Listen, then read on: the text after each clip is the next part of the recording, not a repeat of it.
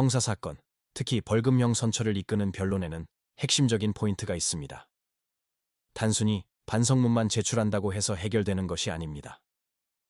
판결 선고 전까지 나에게 유리한 양형 자료를 얼마나 체계적으로 제출하고 재판부를 효과적으로 설득하는지가 관건이죠. 형사사건은 경찰 조사 단계부터가 시작입니다. 절도, 성매매, 보험 사기 같은 범죄 유형별로 핵심 쟁점이 다릅니다. 이 쟁점을 정확히 파악하고 대응 전략을 세워야 하죠. 법률사무소 아시는 성공보수를 전제로 사건을 맡지 않습니다. 이는 사건 결과를 두고 흥정하지 않겠다는 의미입니다.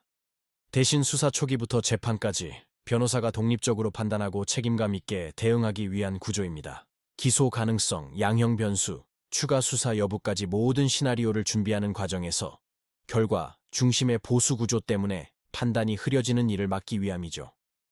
상담 단계에서부터 변호사가 직접 사건을 검토하고 이 비용이 나중에 선임 비용에서 중복되지 않도록 조정합니다. 형식적인 착수금만 받고 소극적으로 대응하는 방식은 지양합니다. 저희는 모든 사건을 내일 바로 진행한다는 기준으로 준비합니다. 전국 어디든 사건 진행이 가능하고 변호사가 직접 소통하는 것을 원칙으로 삼습니다. 민사사건은 조금 다릅니다. 돈을 받아내는 것이 목적이라면 단순히 소송에서 이기는 것만으로는 부족합니다.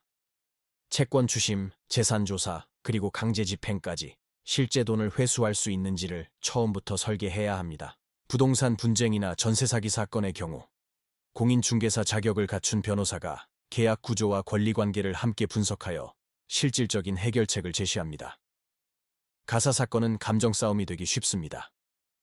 이혼, 재산 분할, 양육권 문제는 한 번의 판결로 끝나지 않고 오랜 기간 영향을 미치죠. 당장의 감정적 대응보다는 앞으로 발생할 수 있는 분쟁 가능성까지 고려해 장기적인 관점에서 접근합니다.